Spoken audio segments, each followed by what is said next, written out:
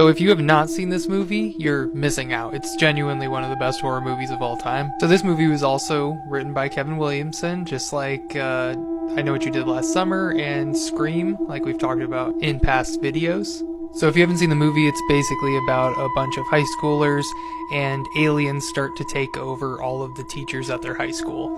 It sounds a little silly, but it's a really great movie, and it kind of has this ragtag group of people that all come together, and they're from all these different social cliques. But what this horror movie really gets right, and so many other horror movies miss, is that the characters are likable, and that they're fleshed out and full characters. In a lot of horror movies, the people are there simply to get chased or die, or to fulfill some kind of archetype that screenwriters think need to be in a movie. But this movie has these really great dynamic characters that are all very realistic.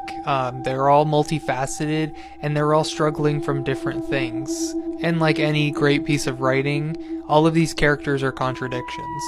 A great example of this from the movie is actually Josh Hartnett's character. So his character in the movie is like the shitty drug dealer at the school. He's repeating his senior year, and he's just kind of generally a scummy guy. But as the movie unfolds and you get to know him more, you get to kind of understand him and start to sympathize with him. Because you find out he's actually a rich kid and his parents are constantly going on vacation and he's been neglected to a point to where he now makes and sells drugs, presumably to be able to feed himself. The fact that he's fending for himself kind of shows in the fact that he's obviously cutting his own hair in the movie. So you have this character who normally in most movies would have been one of the villains or an obstacle for the main characters, and then we get to know him better, and by the end of it we're rooting for him, and he's one of the main protagonists.